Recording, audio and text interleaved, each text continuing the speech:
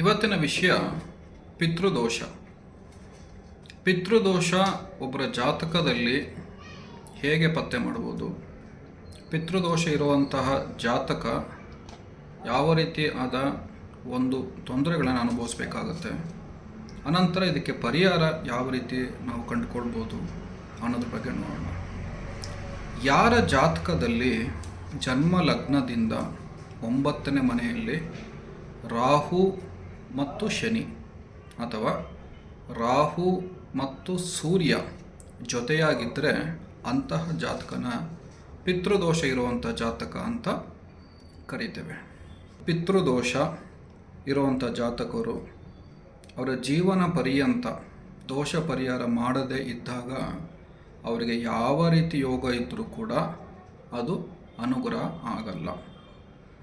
ಪಿತೃದೋಷ ಇರುವಂಥ ಎಲ್ಲ ದೋಷಗಳಲ್ಲಿ ಬಹಳ ಮುಖ್ಯವಾದ ದೋಷ ಮತ್ತು ಅದಕ್ಕೆ ಪರಿಹಾರ ಮಾಡಲೇಬೇಕಾಗುತ್ತೆ.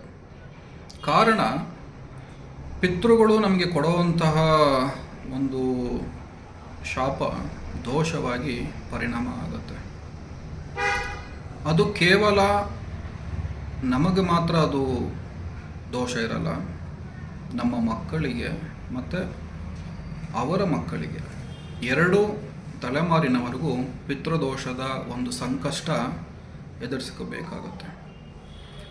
ಯಾರು ಕಾಲ ಆದಾಗ ಸಾವಪ್ಪಿದಾಗ ಅವರು ಯಮಪುರಿಗೆ ಸೇರೋಕ್ಕೆ 1 ವರ್ಷ ಬೇಕಾಗುತ್ತೆ. ಆ ಒಂದು ವರ್ಷದವರೆಗೂ ಅವರವರ ಧರ್ಮಕ್ಕನುಸಾರವಾಗಿ ಅವರವರ ಮನೆತನಕ್ಕನುಸಾರವಾಗಿ ಕಾರ್ಯಗಳನ್ನು ಮಾಡೋದು ತುಂಬ ಮುಖ್ಯ. ಅವ್ರು ಯಾವ ಜಾತಿ ಆಗಿರ್ಬೋದು, ಯಾವ ಧರ್ಮದವರಾಗಿರ್ಬೋದು, 1 ವರ್ಷದವರೆಗೂ ಯಾವ ಕಾರಣಕ್ಕೂ ಕೂಡ ಹೊಸ ಬಟ್ಟೆ ಹಾಕ್ಕೊಳ್ಳೋದು, ದೇವಸ್ಥಾನಗಳಿಗೆ ಹೋಗೋದು, ಮೋಜು ಮಸ್ತಿ ಮಾಡೋದು, ಮನೆಯಲ್ಲಿ ಹಬ್ಬ ಮಾಡೋದು, ದೀಪ ಹಚ್ಚೋದು, ಮನೆ ಮುಂದೆ ರಂಗೋಲಿ ಬಿಡಿಸೋದು ಮಾಡಬಾರ್ದು. ಕಾರಣ 1 ವರ್ಷದವರೆಗೂ ಸೂತಕ ಇದ್ದೇ ಇರುತ್ತೆ. ಆ ಆತ್ಮ ನಮ್ಮನ್ನು ಬಿಟ್ಟು ಯಮಪುರಿಗೆ ಹೋಗಿ ಅಲ್ಲಿ ಮುಕ್ತಿ ಪಡೆಯೋವರೆಗೂ ಆ ಸೂತಕದ ಛಾಯೆ ಆ ಮನೆಯವರ ಮೇಲಿರುತ್ತೆ. 1 ವರ್ಷದ ನಂತರ ಅವರು ಕಾರ್ಯಗಳನ್ನ ಮಾಡಿ ನಂತರ ಮನೆಗೆ ಸುಣ್ಣ ಬಣ್ಣ ಹೊಡಿಸ್ಕೊಂಡು ಅವರ ದೈನಂದಿನ ಜೀವನ ಮಾಡ್ಬೋದು. ಆದರೆ 1 ವರ್ಷದಕ್ಕಿಂತ ಮುಂಚೆ ಶಾಸ್ತ್ರಬದ್ಧವಾಗಿ ಕಾರ್ಯಗಳನ್ನ ಮಾಡದೇ ಇದ್ದಾಗ, ಎಡೆ ಇಡುವಂಥದ್ದು, ಪಿಂಡ ತರ್ಪಣ ಮಾಡುವಂಥದ್ದು, ಅವರವರ ಮನೆತನಕ್ಕೆ ಅನುಗುಣವಾಗಿ ಶಾಸ್ತ್ರಬದ್ಧವಾಗಿ ಮಾಡದೇ ಇದ್ದಾಗ ಇದು ಪಿತೃದೋಷವಾಗಿ ಪರಿಣಮಿಸುತ್ತೆ. ಇದರಲ್ಲಿ ಕೆಲವು ಜನಕ್ಕೆ ಒಂದು ಸಂಶಯ ಇದೆ. ಈಗ ಅಣ್ಣ ತಮ್ಮ ಇಬ್ಬರು ಇರ್ತಾರೆ, ಅವರಲ್ಲಿ ಹಿರಿಮಗ ಕರ್ತೃ ಆಗ್ತಾರೆ, ಅವರು ಎಲ್ಲ ಕಾರ್ಯಗಳನ್ನ ಮಾಡಬೇಕಾಗುತ್ತೆ. ಆದರೆ ಯಾವುದೋ ಒಂದು ಕಾರಣಕ್ಕೆ ಈಗ ಅವರು ಅವರ ಮನೆಗೆ ಹೋಗಲ್ಲ, ನಾವು ನಮ್ಮ ಅಣ್ಣನ ಮನೆಯಲ್ಲಿ ಕಾರ್ಯಗಳನ್ನ ಮಾಡಿ, ಯಾಕಂದ್ರೆ ಅವ್ರಿಗೂ ಇವ್ರಿಗೂ ಏನೋ ವೈಮನಸ್ಸು ಇರುತ್ತೆ. ಆ ರೀತಿ ಆದಾಗ ಈ ಪಿತೃಕರಿ ಹೇಗೆ ಮಾಡೋದು ಅಂತಂದರೆ, ಅಣ್ಣ ಸಪ್ರೇಟಾಗಿ ಅವರ ಮನೆಯಲ್ಲಿ ಕಾರ್ಯ ಮಾಡ್ಬೋದು, ನಂತರ ಅವರ ಸಹೋದರರು ಅವರು ಸಪ್ರೇಟಾಗಿ ಮಾಡ್ಬೋದು. ಇಬ್ಬರು ಪ್ರತ್ಯೇಕವಾಗಿ ಮಾಡಿದ್ರೂ ಕೂಡ ಈ ದೋಷ ಬರಲ್ಲ.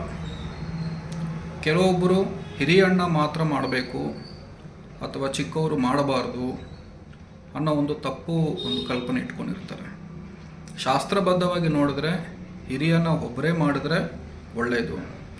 ಆದರೆ ನಾವು ಆ ಒಂದು ಹಿರಿಯಣ್ಣನ ಮನೆಯಲ್ಲಿ ನಾವು ಹೋಗಲ್ಲ, ನಮಗೂ ಅವ್ರಿಗೂ ಜಗಳ ಆಗಿದೆ, ನಾವೇ ಸಪ್ರೇಟಾಗಿ ಮನೇಲಿ ಮಾಡ್ಕೋಬೋದಾ ಅಂತಂದರೆ ಶಾಸ್ತ್ರ ಅದಕ್ಕೆ ಅನುಕೂಲ ಮಾಡಿದೆ. ಅವತ್ತಿನ ದಿನ ಯಾವ ತಿಥಿ ದಿನ ಅವರು ಸಾವಾಗಿರುತ್ತೆ, ಅವತ್ತಿನ ದಿನ ಇಬ್ಬರು ಒಂದೇ ಸಲ ಮಾಡಿದ್ರು ಒಳ್ಳೆಯದು. ಇಲ್ಲ ನಾವು ಅವ್ರಿಗೂ ಸಂಬಂಧ ಇಲ್ಲ, ನಾವು ಅವರು ಮಾತಾಡಲ್ಲ, ನಾವು ಸಪ್ರೇಟಾಗಿ ಮಾಡ್ಕೋತೀವಿ ಅಂತಂದರೂ ಕೂಡ ಸಹೋದರರು ಸಪ್ರೇಟಾಗಿ ಮಾಡಬಹುದು. ಆದರೆ ಕಾರ್ಯ ಮಾತ್ರ ಮಿಸ್ ಮಾಡಬಾರ್ದು.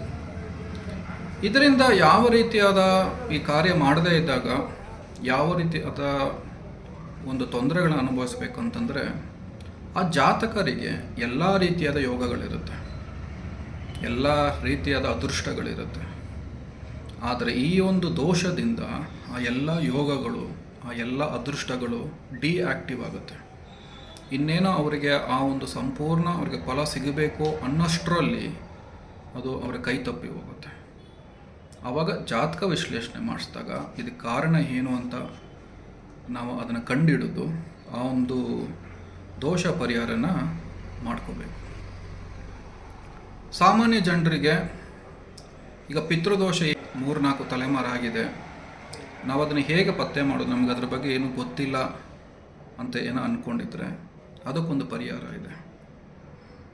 ಉತ್ತರ ಪ್ರದೇಶದ ವಾರಣಾಸಿ ಕಾಶಿ ವಿಶ್ವನಾಥ ದೇವಸ್ಥಾನದಲ್ಲಿ ಪಿತೃದೋಷ ಪರಿಹಾರ ಪೂಜೆ ಮಾಡಿಸ್ಬೋದು. ಅದು ತುಂಬಾ ಶ್ರೇಷ್ಠ ಮತ್ತು ಪರ್ಮನೆಂಟ್ ಸೊಲ್ಯೂಷನ್ ಇರುತ್ತೆ. ಅದು ಬಿಟ್ಟು ಬಿಹಾರಿನ ಬುದ್ಧ ಗಯಾ ವಿಷ್ಣುಪಾದ ಇರುವಂಥ ಗಯಾ ಕ್ಷೇತ್ರದಲ್ಲೂ ಕೂಡ ಮಾಡ್ಬೋದು. ಆದರೆ ಗಯಾದಲ್ಲಿ ಶ್ರಾದ್ದ ಕಾರ್ಯಗಳನ್ನ ಮಾಡುತ್ತಾರೆ. ಅಲ್ಲಿ ವಿಷ್ಣುಪಾದದಲ್ಲಿ ಶ್ರಾದ್ದ ಕಾರ್ಯ ಮಾತ್ರ ಮಾಡೋದು. ಅಲ್ಲಿ ಯಾವುದೇ ಕಾರಣಕ್ಕೂ ಕೂಡ ಪಿತೃದೋಷ ಪರಿಹಾರ ಮಾಡಲ್ಲ. ಆದರೆ ಕಾಶಿ ವಿಶ್ವನಾಥ ದೇವಸ್ಥಾನದಲ್ಲಿ ವಾರಣಾಸಿಯಲ್ಲಿ ಪಿತೃದೋಷ ಇರುವಂಥ ಜಾತಕರಿಗೆ ಮುಕ್ತಿ ಸಿಗುತ್ತೆ. ಕಾರಣ ಇಷ್ಟೇ, ಒಬ್ಬ ವ್ಯಕ್ತಿ, ಒಂದು ಮಗು ಜನನ ಆಗೋದು ಬ್ರಹ್ಮನಿಂದ, ಬೆಳೆಸೋದು ವಿಷ್ಣು, ಮುಕ್ತಿ ಸಿಗೋದು ಶಿವನಿಂದ. ಆ ಕಾರಣಕ್ಕೆ ಫೈನಲ್ ನಮಗೆ ಮೋಕ್ಷ ಯಾರಿಗಾರು ಸಿಗಬೇಕು ಅಂತಿದ್ದರೆ ಅದು ಶಿವನಿಂದ ಮಾತ್ರ ಸಾಧ್ಯ. ಯಾರ ಜಾತಕದಲ್ಲಿ ಶ್ರಾದ್ದ ಕಾರ್ಯ ಮಾಡಬೇಕು ಸರಿಯಾಗಿ ಮಾಡಿಲ್ಲ ಅಂತನ್ನೋರು ಗಯಾ ಕ್ಷೇತ್ರದಲ್ಲಿ ಮಾಡಿಸ್ಬೋದು. ಆದರೆ ಪಿತೃದೋಷ ಇರುವಂಥ ಜಾತಕರು ವಾರಣಾಸಿಯಲ್ಲಿ ಕಾಶಿ ಕ್ಷೇತ್ರದಲ್ಲಿ ಪಿತೃದೋಷ ಪರಿಹಾರನ ಮಾಡ್ಕೋಬೋದು.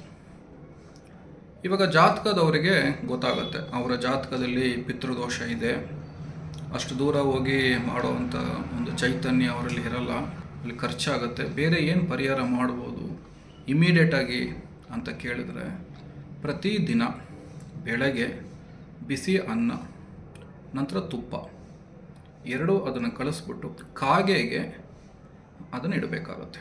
ಜೊತೆಗೆ ಒಂದು ಕಂಠದಲ್ಲಿ ನೀರು, ಅನ್ನ, ತುಪ್ಪ, ನಂತರ ನೀರು ಅದು ಇಟ್ಟು ಅದನ್ನು ಪ್ರತಿದಿನ ಇಟ್ಟು ಬೇಡ್ಕೋಬೇಕು.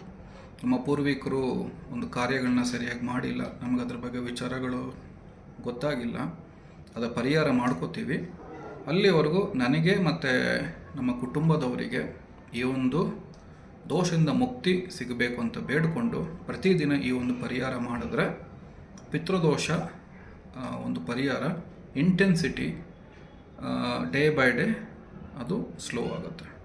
ಆದರೆ ಕಾಶಿಯಲ್ಲಿ ಹೋಗ್ಬಿಟ್ಟು ಮಾಡಿಸಿದ್ರೆ ಇನ್ನೂ ಅದು ಒಳ್ಳೆಯದಾಗಿರುತ್ತೆ. ಬೇರೆ ಯಾವುದೇ ಒಂದು ಹೋಮ, ಯಾವುದೇ ಪೂಜೆ ಅವರ ಮನೆಯಲ್ಲಿ ಮಾಡಿದಾಗ ಅದರ ಸಂಪೂರ್ಣ ಅನುಗ್ರಹ ಸಿಗಲ್ಲ. ಕಾರಣ ಇಷ್ಟೇ, ಪಿತೃಗಳು ಆ ಒಂದು ಮನೆಯಲ್ಲಿ ಸಂತೃಪ್ತರಾಗಿಲ್ಲ, ಅವರು ಶಾಪ ಕೊಟ್ಟಿದ್ದಾರೆ. ಆ ಒಂದು ಕಾರಣಕ್ಕೆ ಇವರು ಎಷ್ಟೇ ದುಡ್ಡು ಖರ್ಚು ಮಾಡಿ, ಎಷ್ಟೇ ಅವರು ಆಡಂಬರದಿಂದ ಏನೇ ಪೂಜೆ ಮಾಡಿದ್ರೂ ಕೂಡ ದೇವರು ಅನುಗ್ರಹ ಕೊಡಲ್ಲ.